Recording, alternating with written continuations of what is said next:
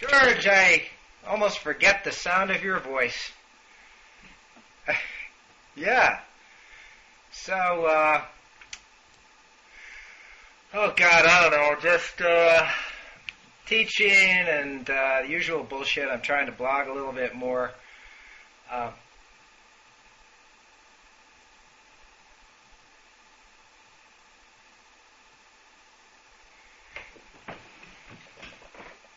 Yeah. It's his big blitz for his book. But you know something? I just have a quick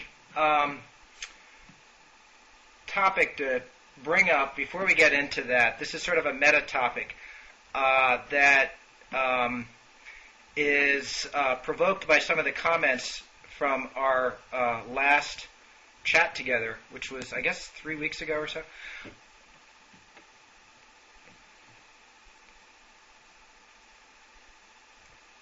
That's right. Well.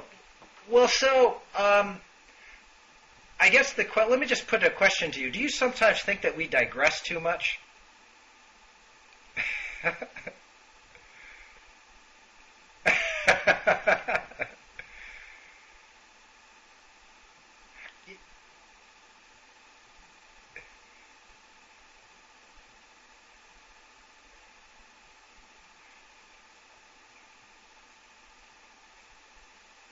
Well, I was thinking about digression in general.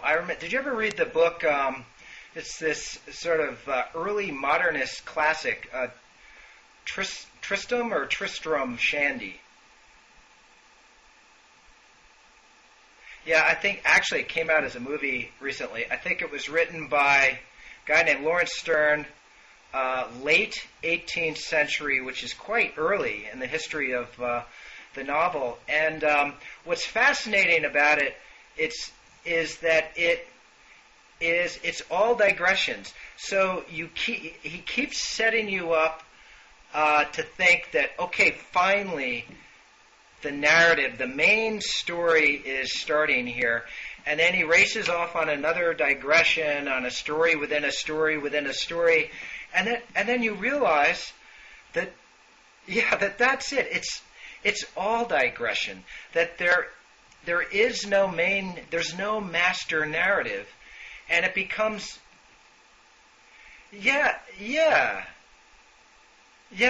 So there's sort of there's a mystery, a murder mystery at the heart of Twin Peaks, but in a way that's just sort of the excuse for digressions into all these subplots about these bizarre people.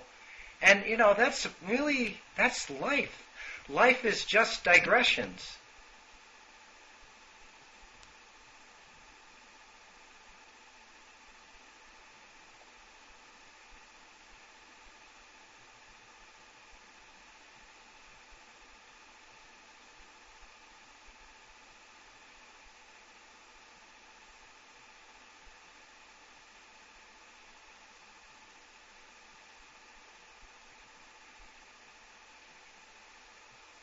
They're just fucking with you.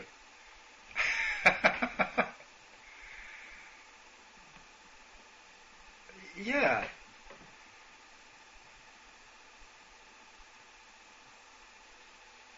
It's contingent, as the the idol of Bob Wright used to say. It's just, shit happens. That's it. Oh yeah. Yeah.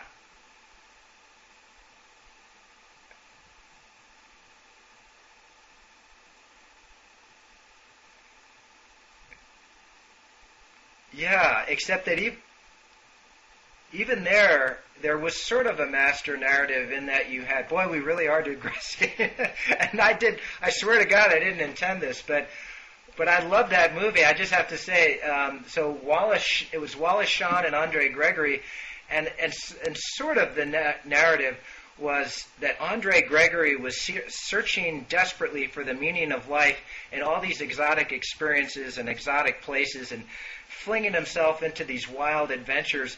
And Wallace Shawn is just sort of listening to him and going, God, you're crazy. I mean, what? Yeah. And he's content to just be at home with his wife and writing his strange plays, and he just doesn't get Andre Gregory's great, arduous, desperate quest.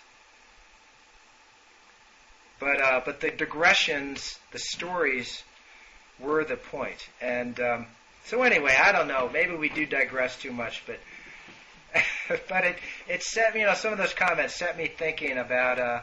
Even in art and music, So you've got like jazz. I never really liked jazz actually, but I think the point of it is that you get rid of the master melody, the master storyline of a song, and it's just sort of digressions. And that's basically the point. Yeah.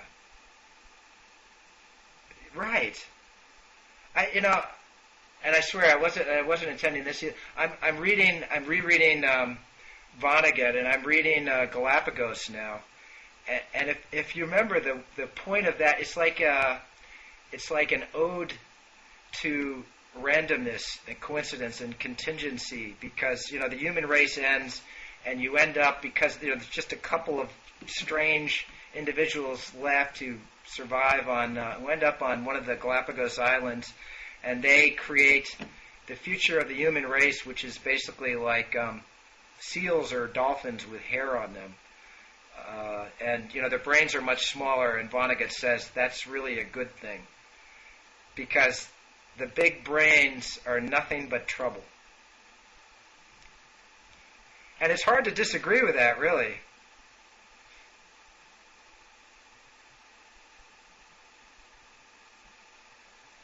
Right. They'll be here long after we're gone, that's for sure. I used to have a Zen aphorism pinned up to my bulletin board. I eventually threw it away because I thought it was not healthy for me. It said, it was from some great Zen sage, and he said, "Stop thinking and your troubles will end."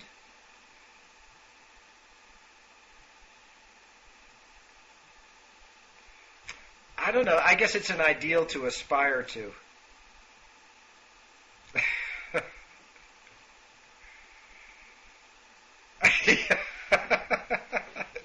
That'll be the personal quest of us in these blogging heads chats.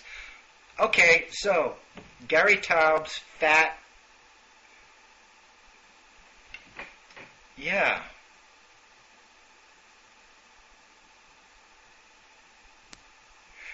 So, do you remember when the article that was the seed for this book was 2003? I went back and looked it up.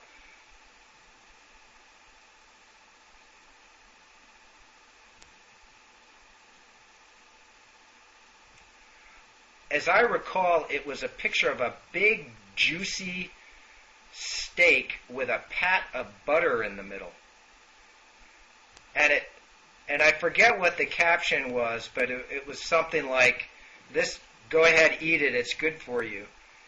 And the title of the article was, "What if it's all," what was it? "What if it's all been a bunch of big fat lies?"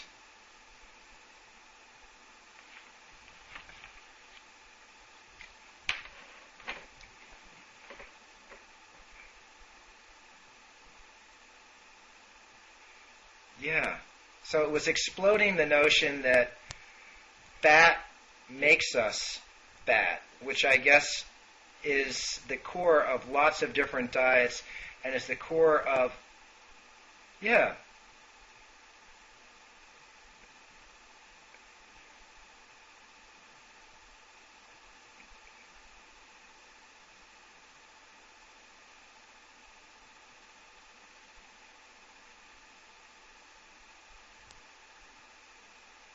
That's right.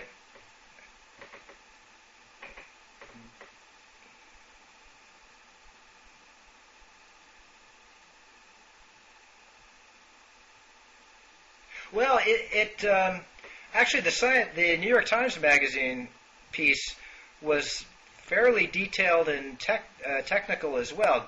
Gary never dumbs anything down for the masses, and that's what first of all, we both know Gary Taubes. I think he's one of the best science journalists in the business. He loves to provoke people, to piss them off, to go against conventional wisdom. He was insisting for years, I don't know if he still insists, that prions don't really exist. Prions are these little strings of self-replicating protein that were supposedly discovered by Stanley Prusiner. He won a Nobel Prize for that. And Prusiner, that's right. Yes. And a bunch of other diseases that are sort of like those. And Gary just never accepted that. As I said, I don't know if he sort of got caught up in all this fat stuff and set prions aside. But he's really smart. He's got a degree in physics from Harvard. He'll let you know fairly soon after meeting him. But he's definitely a smart guy. And this fat article really caused a sensation because he was he's attacking all these popular diets, but he was also attacking federal guidelines on diet and some really big-time nutritionists, diet specialists, endocrinologists, people like that. And the gist of it basically was that the Atkins diet is correct.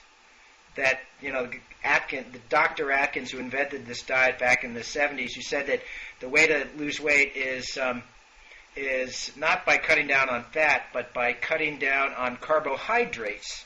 So bread and potatoes and stuff like that.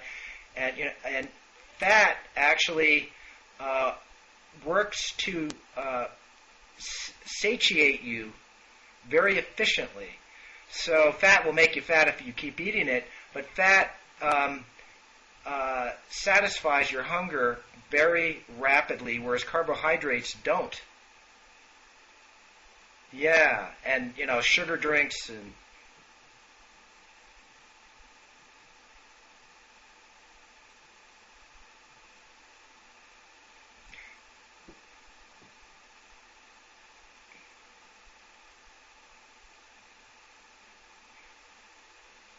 yeah, that was part of it. That's when it really gets kind of complicated.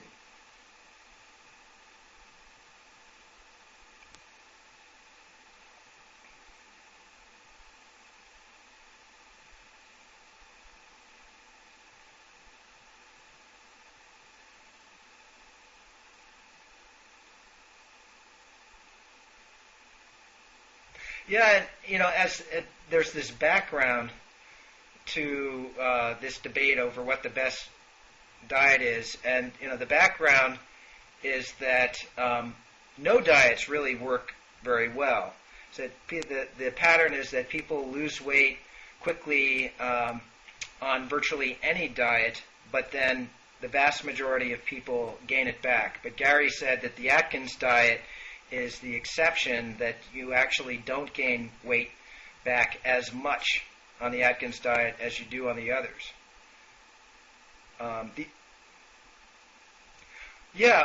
See, that's the other thing. The other part of the background to this, the really significant part, is that there are all these findings suggesting that we have a weight set point. It's basically determined by our genes. And so that some of us, our natural weight is we tend to be kind of chunky. Others are naturally skinny, but there's not much you can do with that. But then the complicating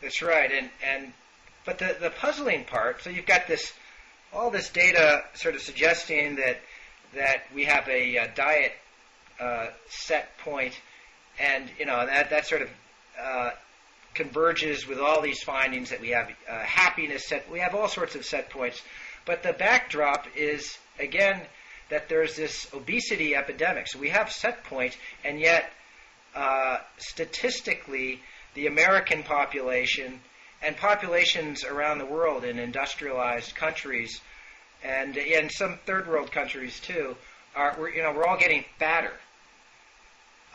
So there's a conflict there that I have never seen satisfactorily resolved between. Right.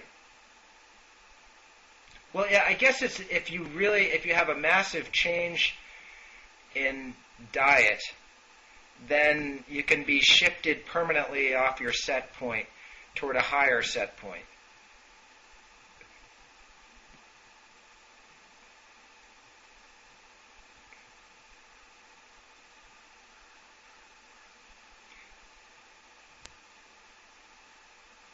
Right. Well, it's sort of the supersize syndrome. So we're all eating.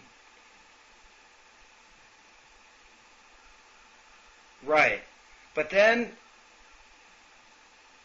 supposedly we're more sedentary as a whole as well. But, I guess I'm trying to sort of pile up these claims and supposed facts and so forth to show that they don't really point towards a consensus. To me, they point to confusion, because what was the other fact I was going to mention? Yes, thank you.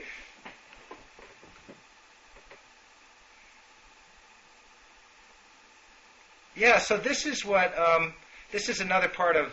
So Gary's original article back in 2003 was about the Atkins diet, and he barely touched on exercise, but in his book, I guess he takes on the idea that if you exercise, you'll lose weight, which again makes sense. It's sort of received wisdom.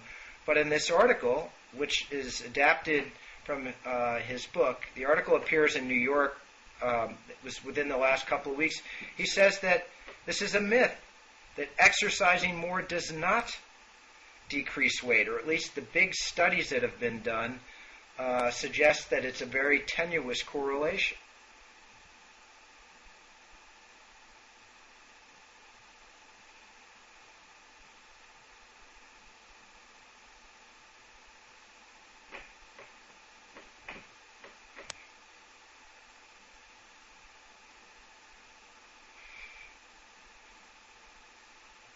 Right.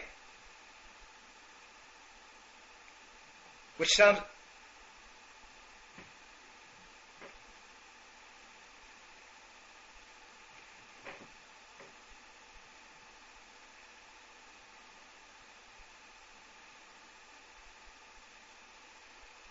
Well, again, that supports the set point notion, but again, that is contradicted by this epidemic of obesity around the world.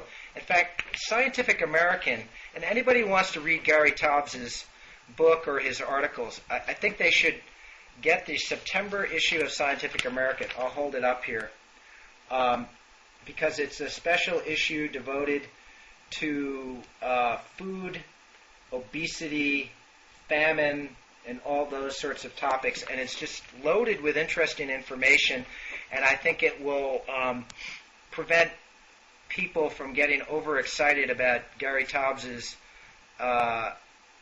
interpretation of things. Gary really backs it up with facts, but there are certain things that he might leave out, or he has a different emphasis, and the Scientific American issue provides a really good complement to his writings. So just one of the fun facts in it, going back to this obesity epidemic, it says that there are now significantly more fat people in the world than there are starving people. So there are about 1.3 billion people who are considered overweight in the world, and there are about I guess, 800 to a billion, depending on how you count them, people who are malnourished. So several hundred million more people who are fat, which is, God, it just seems like a metaphor for the state of humanity these days.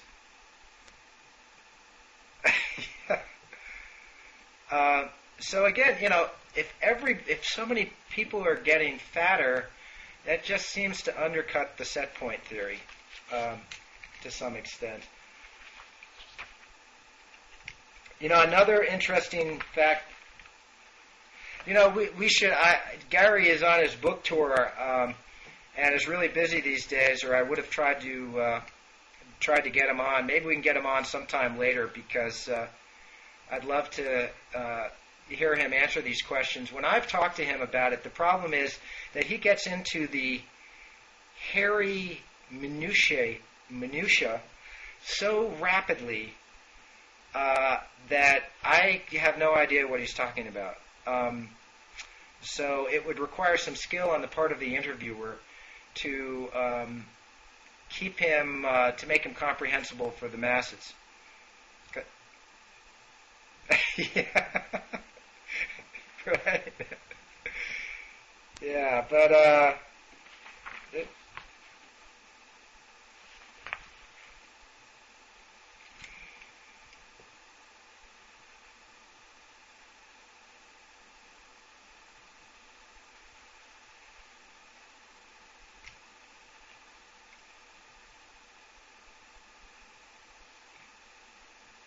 yeah, was that news to you?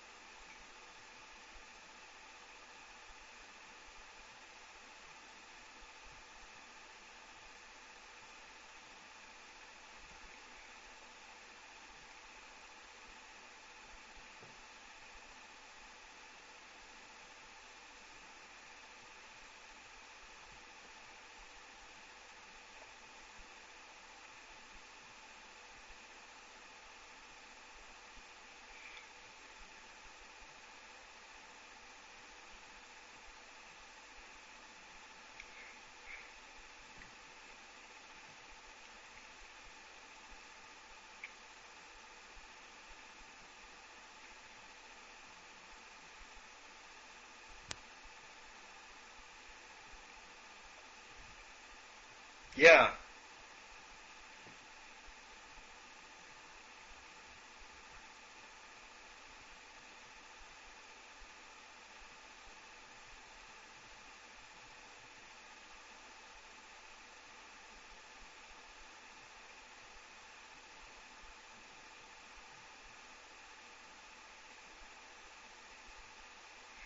Um, I can't. I can't remember exactly what it was recommended for. I thought it was also for brittle bones, and so there are a bunch of supposed health benefits, and then it turned out that there were side effects, and that the net effect was a reduction in lifespan statistically for women who took hormone replacement therapy, and so then it was abruptly discontinued after doctors had been telling women that this was a good thing for years.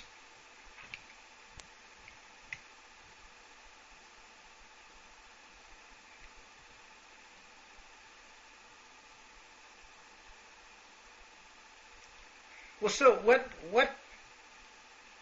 Yeah.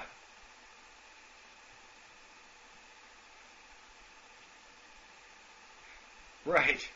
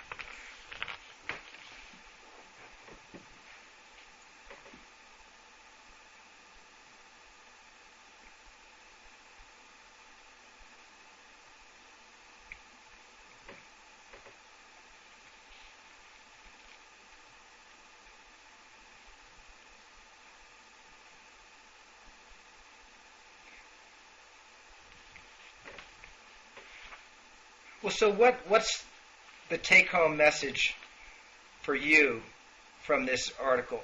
Yeah, I mean, how would you, you're somebody who's, I assume you're sort of, concerned with, I know you're concerned with your health because you do these wacky executive tests. Okay. Ah. I mean, so how much how much stock do you put in some of these big studies that make recommendations about?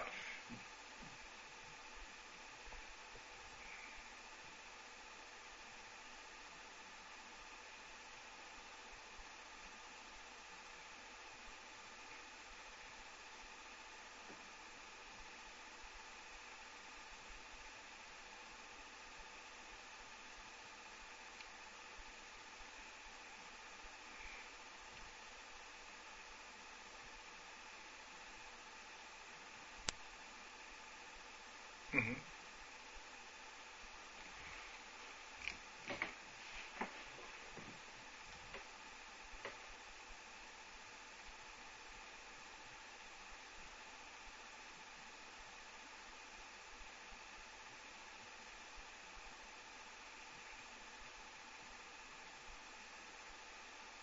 Right.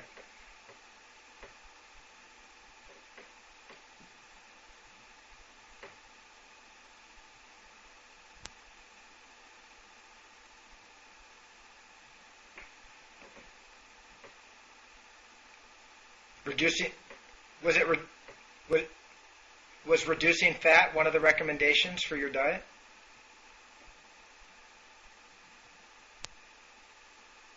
Because usually, as I recall, the standard advice for higher blood pressure is to cut down on the red meat and fat and stuff like that.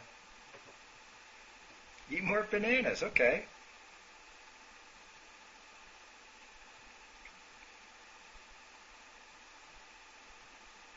Uh huh. But you're still.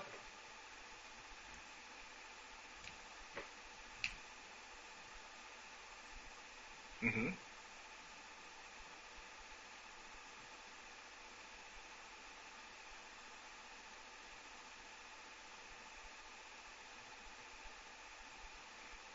Mm-hmm.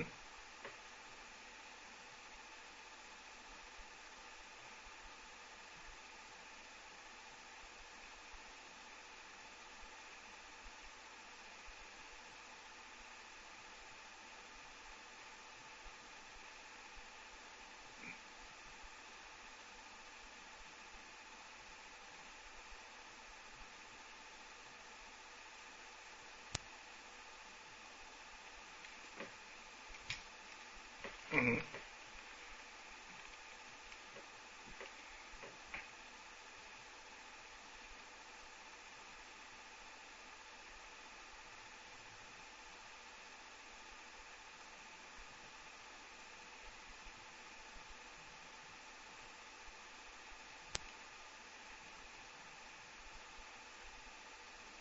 Mm-hmm.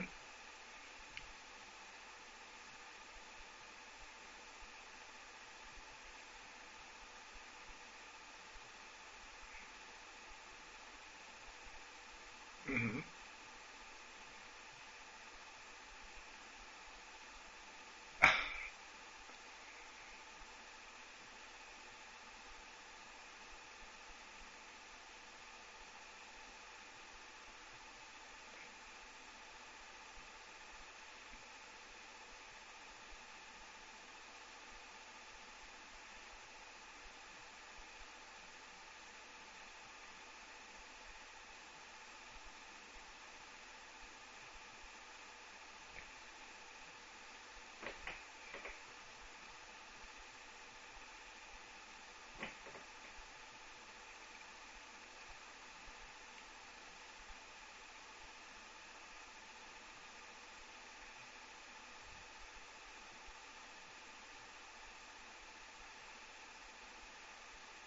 Mm-hmm.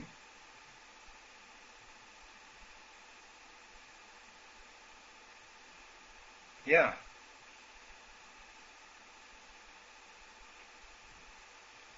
Oh, beta blockers are the ones that you take for fear of public speaking, right? Have you noticed? Is that or you just don't have, or people take them for panic attacks, or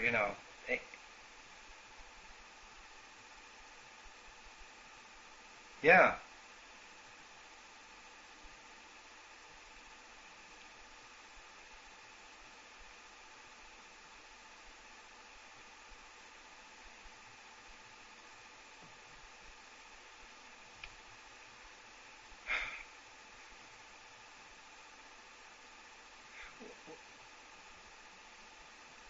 Well, see, this is really fascinating to me because I'm thinking, here, you're such a smart guy, and I'm thinking, why, once you start down this road, it never ends, and they're going to be giving you drugs for the side effects of the initial drugs that you take, and then more drugs for the side effects of the second round of drugs, and the message that what I loved about Gary's story on epidemiology and these big studies was that it basically gave me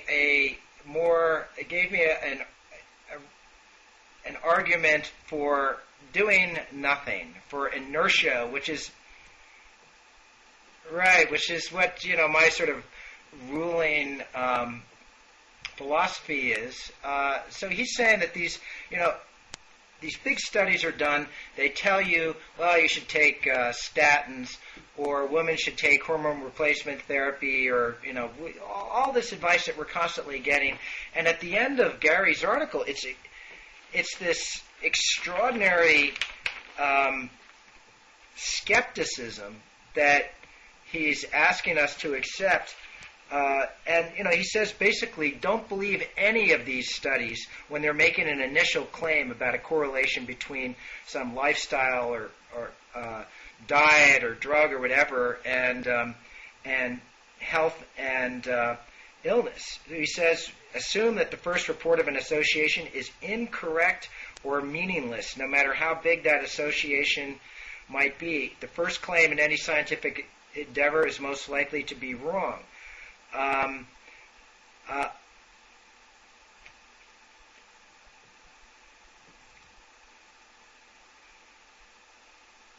Right.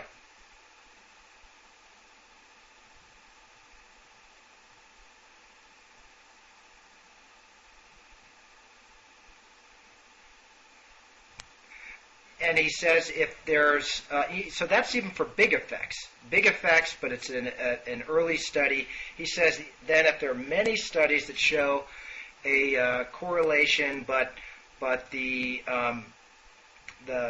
correlation is low, let's say a few percentage points, or in the range of tens of percent, then doubt it, because it will probably have only minor effects or no effect on overall health.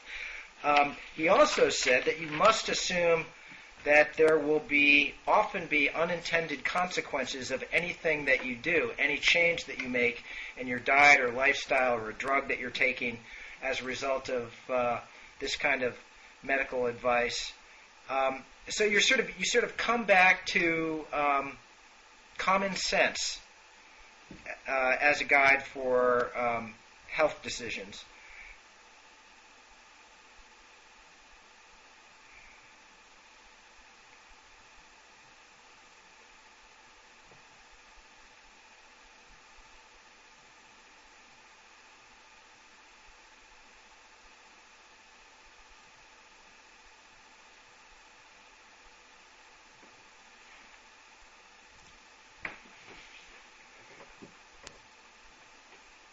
Yeah.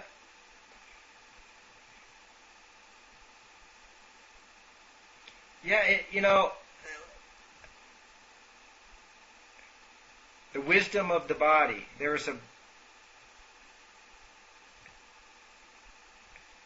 I think that was one of the blogging heads audience will, I'm sure, dig this up. I think there was a book that came out many decades ago called The Wisdom of the Body that was sort of, I think it was a kind of, it wasn't religious, but a sort of Christian Science idea that our bodies are, they find a way to get us back to health, and sometimes the interventions that we use will prevent us from becoming healthier. But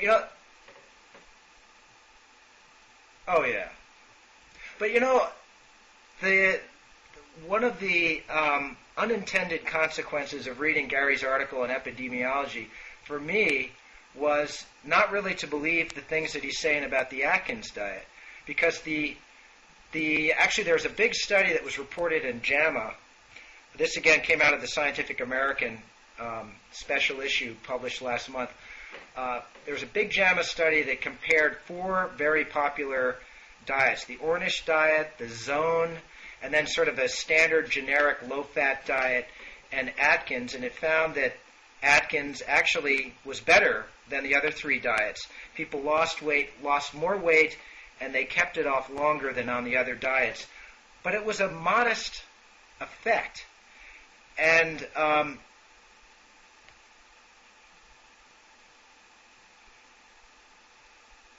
right, but with atherosclerosis. So, my inclination is I read Gary's epidemiology piece, and I say, then I read his Atkins diet, his great piece, and I think, I don't really believe it. I think the jury's still out on this one. So I'll just keep eating what I eat. Yeah.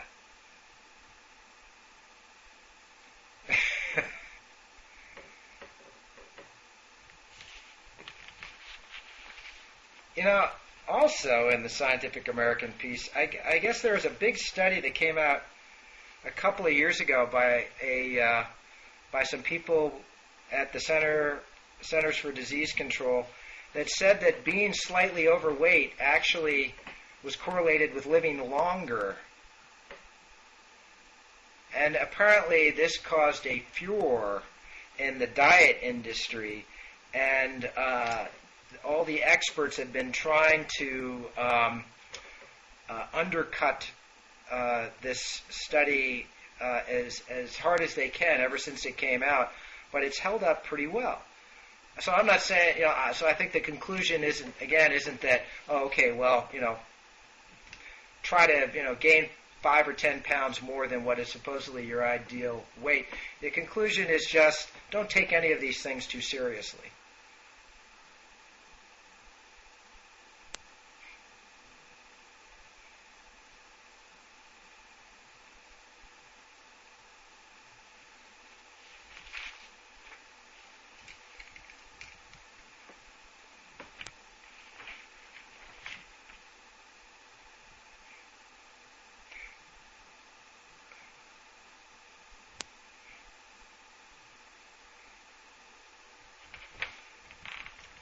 Yeah, what was the name of, let's see.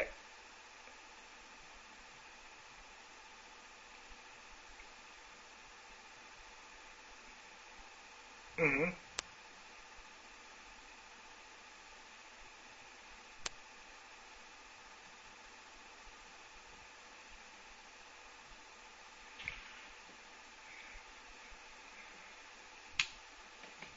Right.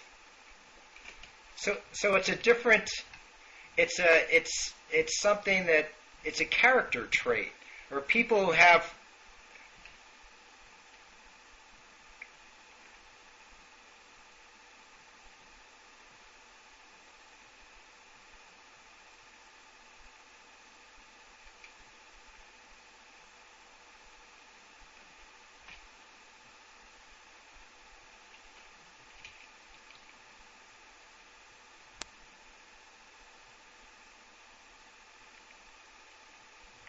right.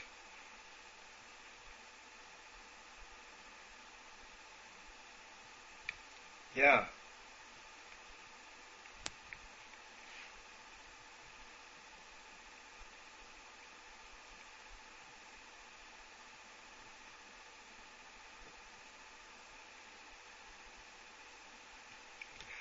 Oh,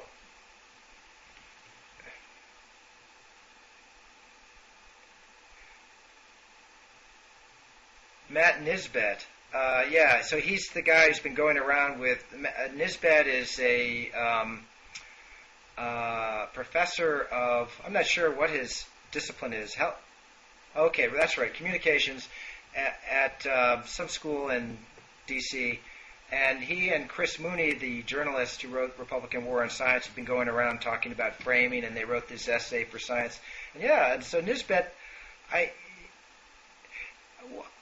think he felt.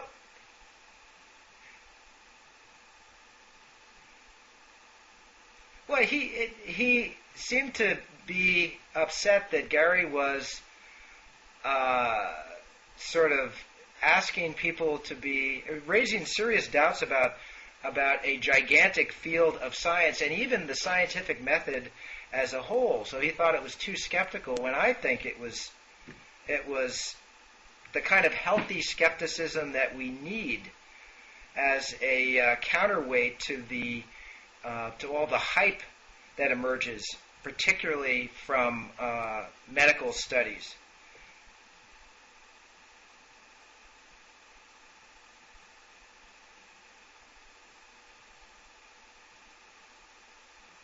Yeah, and Gary is quoted, right?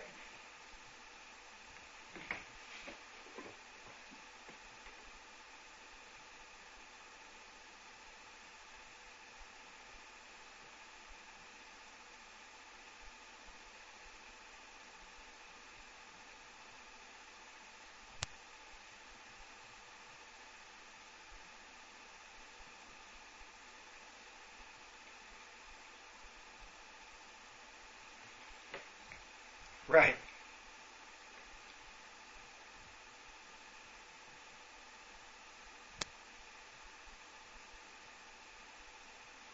Sure.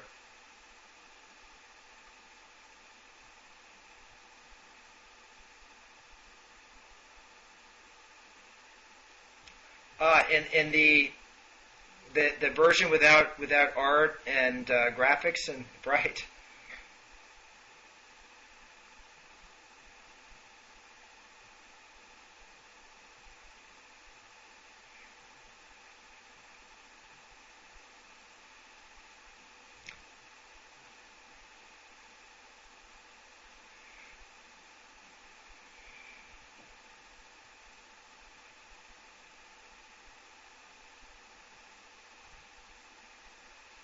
Well, even I mean, there are some times when headlines are really over the top and go way beyond what the article says. I didn't see that in this particular case, and I think most readers of certainly of New York Times Magazine, they're sophisticated enough that they're not going to be carried away by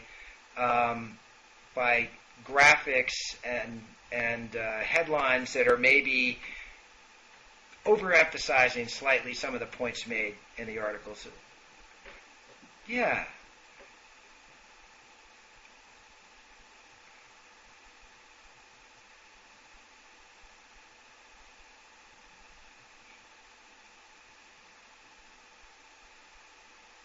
right.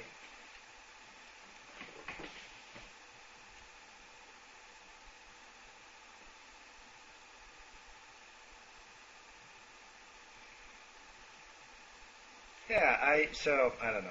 The framing thing is. I think I'm going to have to avoid talking about framing now because it's starting to annoy me. And I like the guys to talk.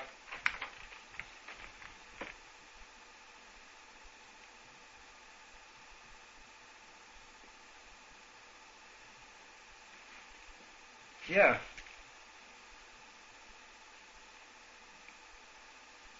Oh, right. Yeah.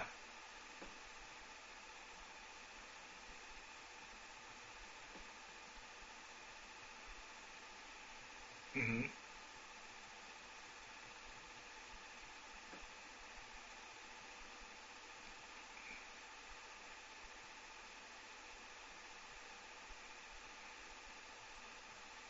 Right.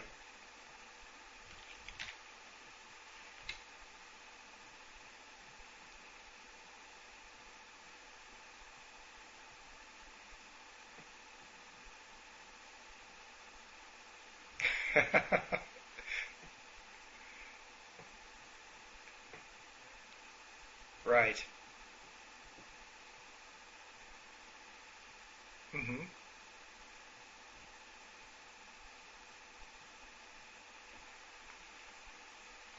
Right. People's eyes sort of they skip right over that disclaimer because it's just like generic boilerplate very often, and they go back to the cancer cure. Um, well, so should we move on to something else? Well, how about you wrote that great piece on algorithms going back to yeah for the week in review. You had you had two. You're the star of the week in review for the last few weeks.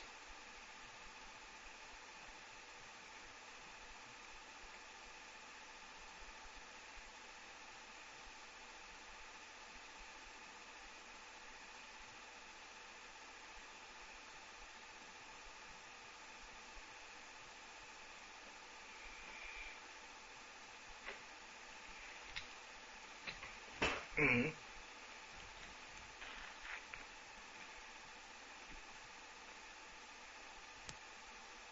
Yeah, you're the perfect writer for week in review because you fold in all the reflection and the Georgisms and it's really they're lucky to have you. I hope you keep doing that. Well, so what was this? So tell the audience about this. What was the news peg for the algorithm piece?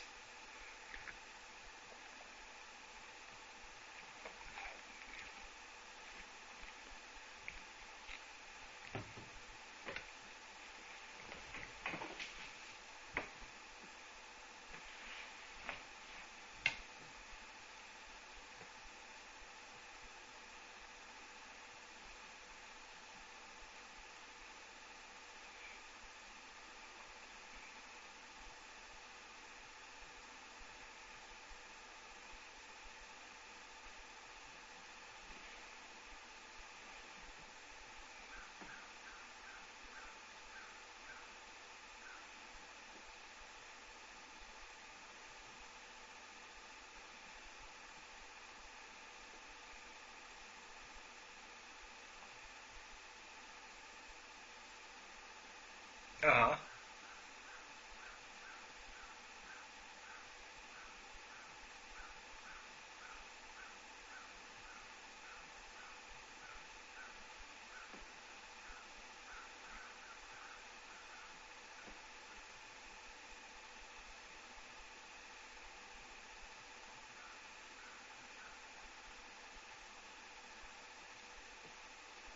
Yeah. What's the etymology of the term?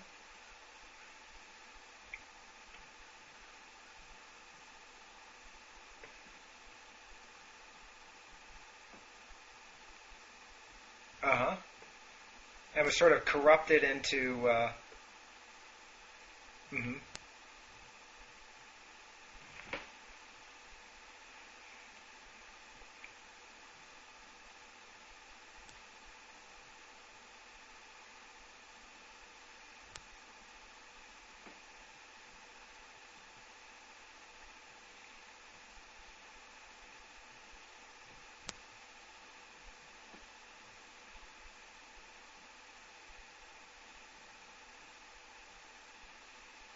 Uh huh.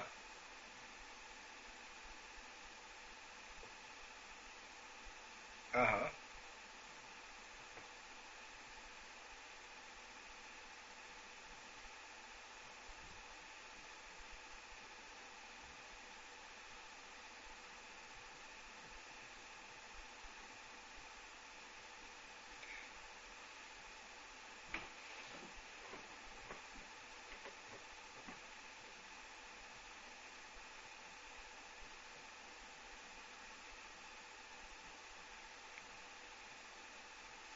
So nobody is saying that nobody is describing these sorts of procedures as remember the old term expert systems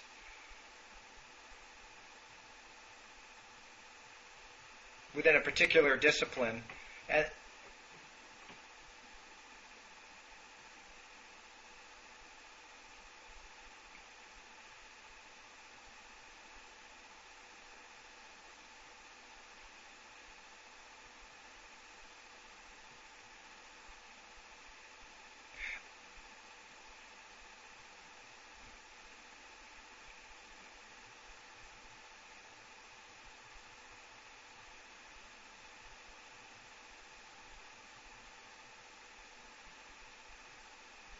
Well, what's your...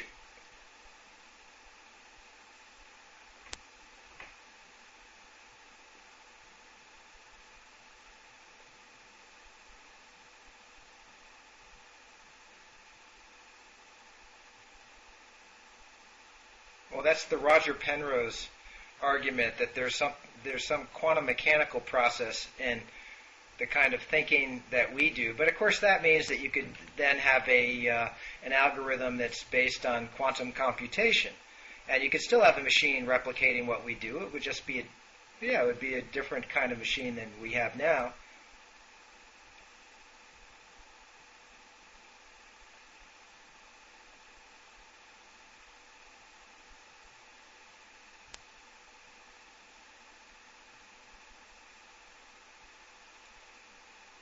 Uh oh.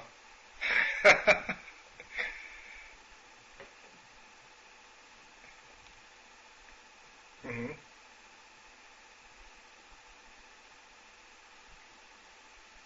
Probably.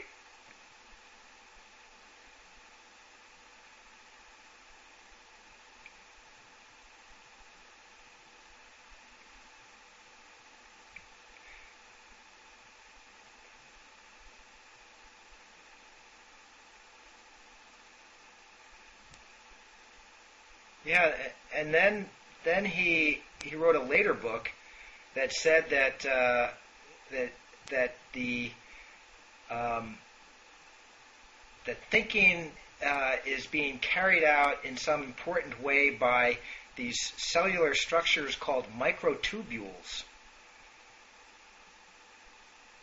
Yeah, he's an anesthesiologist at the University of Arizona, and so at this point, Penrose is getting really sort of specific in his idea. At first, it was kind of hand wavy and mysterious and wonderful because it was, yeah, because it was so vague.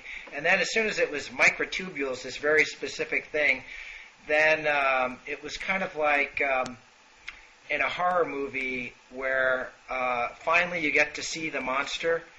And before you see the monster, you're kind of, oh my God, what's it going to be? What's Roger Penrose's theory really going to be? And then finally you see the monster, and it's this fat guy in a rubber suit with fins coming off his head. And Roger Penrose's idea was, microtubules was anticlimactic in the same way. Once he got really specific about how it was. Yeah, and it's found in all cells. So it's not unique to neurons. So it's got that problem of explaining why it seems that thinking is carried out in a pretty important way by these particular cells up here rather than the cells in my pinky or my big toe or my liver. Yes, yes.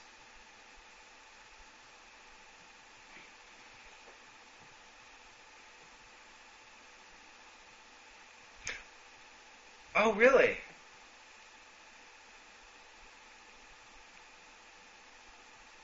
Uh-huh.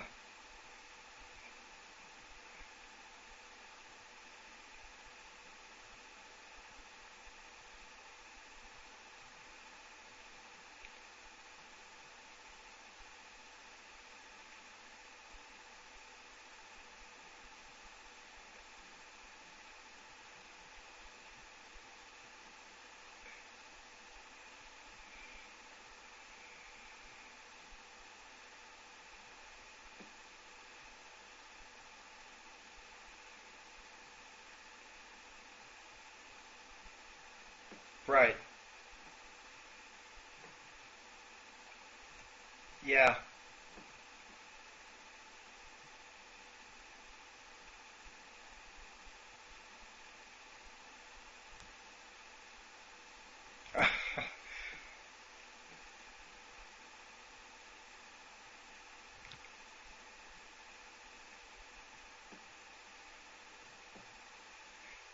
My feeling is that they're probably both wrong in really important ways.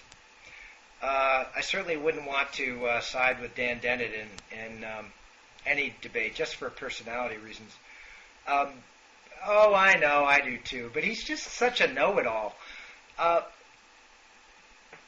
he he really does. Yeah, but he wrote a book, Consciousness Explained, which was like, but the title was just a tiny bit arrogant. I mean, consciousness is not even close to being explained.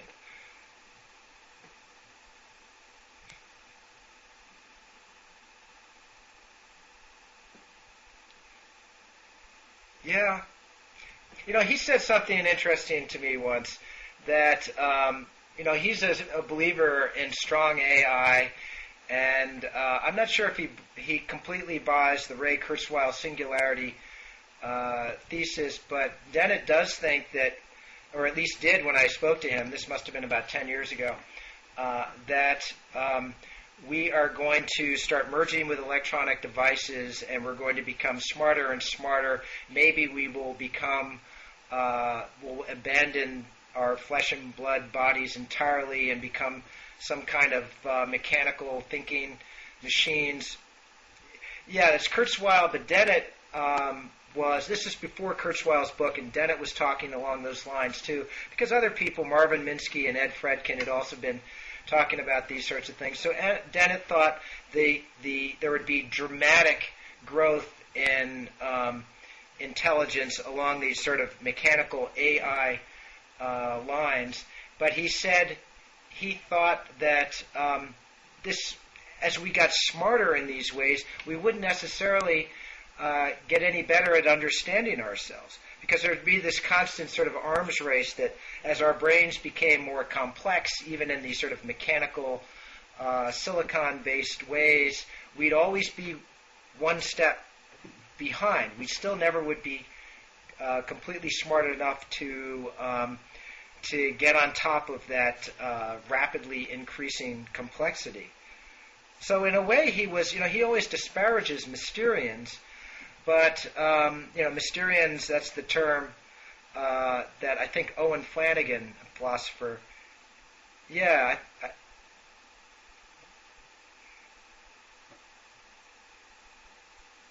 yeah, it'll always be a mystery. And what was funny was that Dennett, who really puts down Mysterians ordinarily, was with this little argument about this sort of this increasing spiral of cognitive complexity, with us always one step behind trying to understand it. It's a kind of Mysterian argument.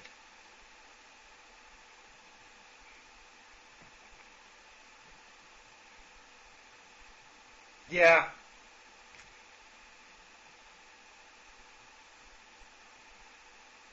right. Well,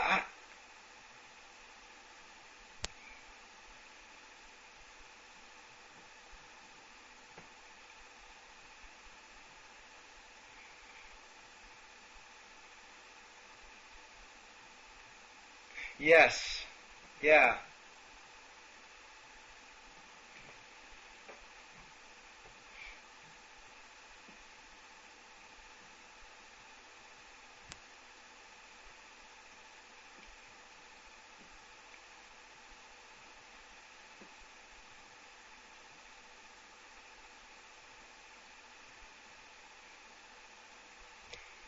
Yeah, I hadn't heard of that stuff. That was really interesting.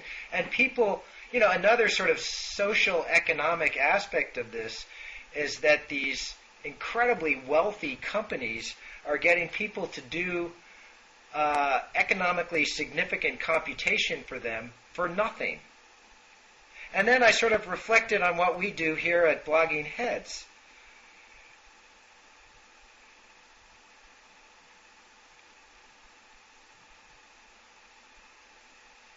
Yeah.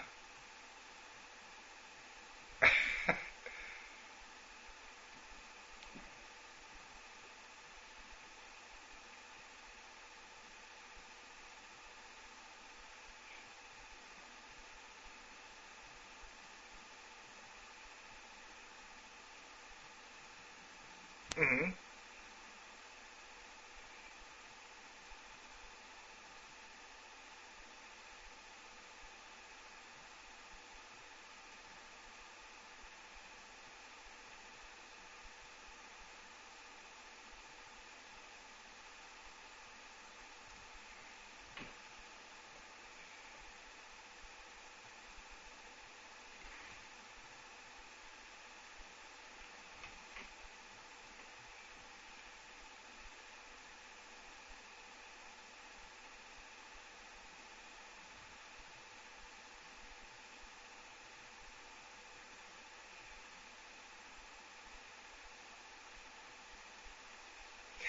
is this actually resulting in is the ultimate goal to create an algorithm that then can be used without all this human input?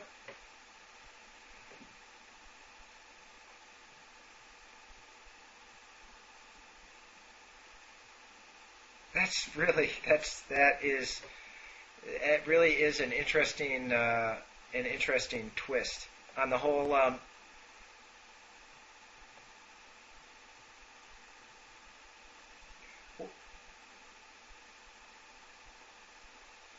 Well, this seems like an ideal thing for blogging heads audiences to do.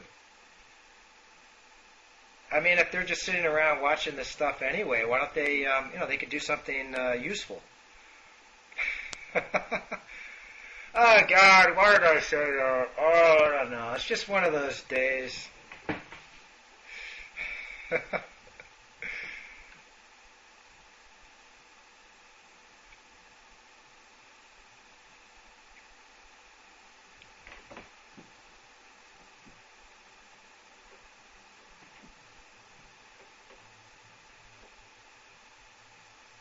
Uh-huh.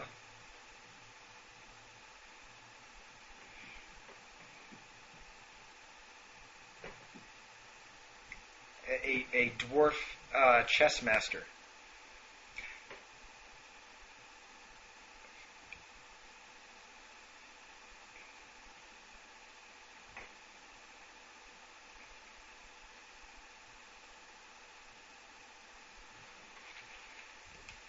Because of after reading, since I figured we were going to talk about your algorithm story, I went back and looked at something I'd written about artificial intelligence for in my second book. I had a section where I interviewed Herbert Simon, who was a Nobel laureate economist. He was a real polymath at Carnegie Mellon. He died, I don't know, 6 or 7. Yeah, and he was a real hardcore, strong AI guy. He didn't get into consciousness. He said that humans think, machines think. Our brains are just complicated machines, but they're not really qualitatively different from silicon-based computers. But in the 1950s, he was one of the pioneers of AI, along with Marvin Minsky and John McCarthy. And he issued these really grand proclamations about where AI would go. And in one paper he said, artificial intelligence will, quote, help man obey the ancient injunction, know thyself, and knowing himself he may learn to use advances of knowledge to benefit rather than destroy the human species. Do you think? Yeah. I would think that there's just as much of a chance if we actually had real AI that it would destroy rather than save the human species.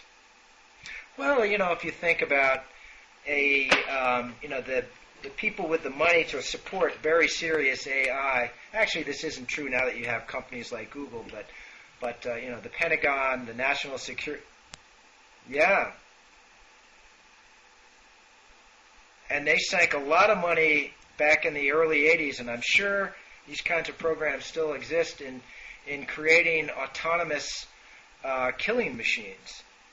So there's something called the autonomous land vehicle that would basically go out on its own and find stuff to blow up and kill.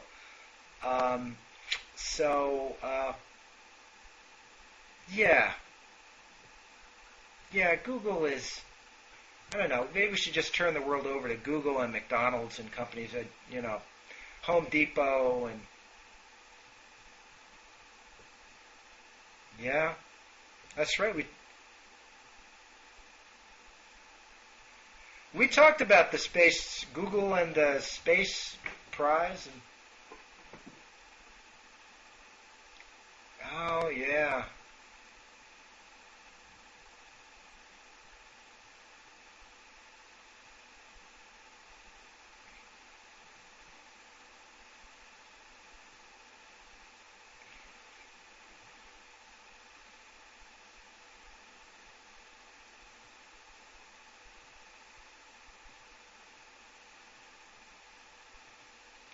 Really?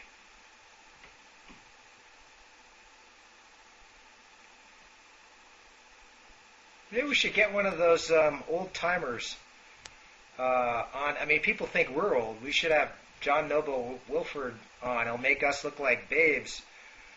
Because what a perspective he has. He was reporting when we were still having atmospheric nuclear testing. That's one thing I've always regretted, that I couldn't see. Well, maybe I will someday see an atmospheric nuclear explosion. Yeah.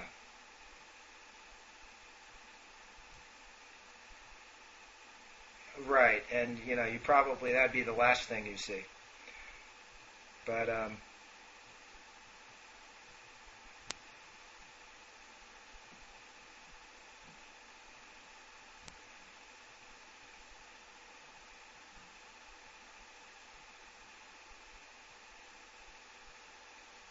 is that how you got into it also?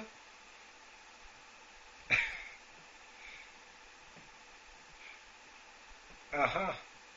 Yeah, I was. I don't know. I think I was pretty oblivious back then.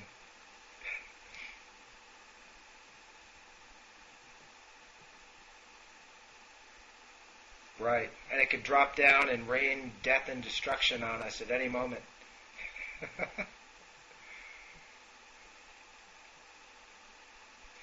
And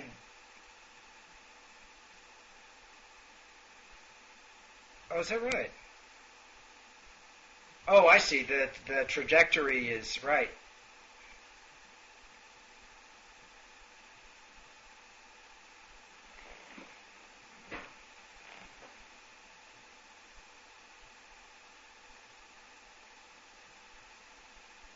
Hmm.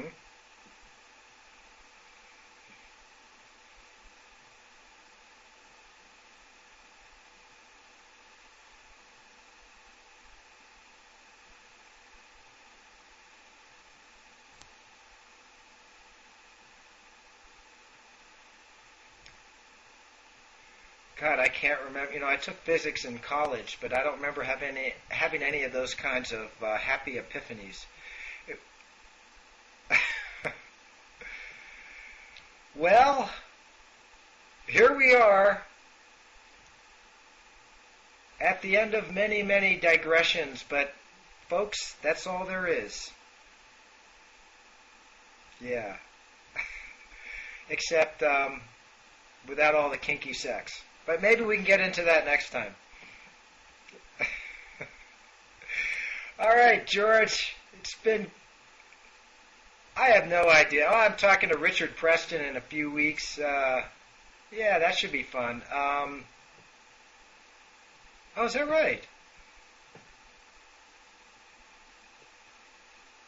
Oh my God, that's too much. Too much.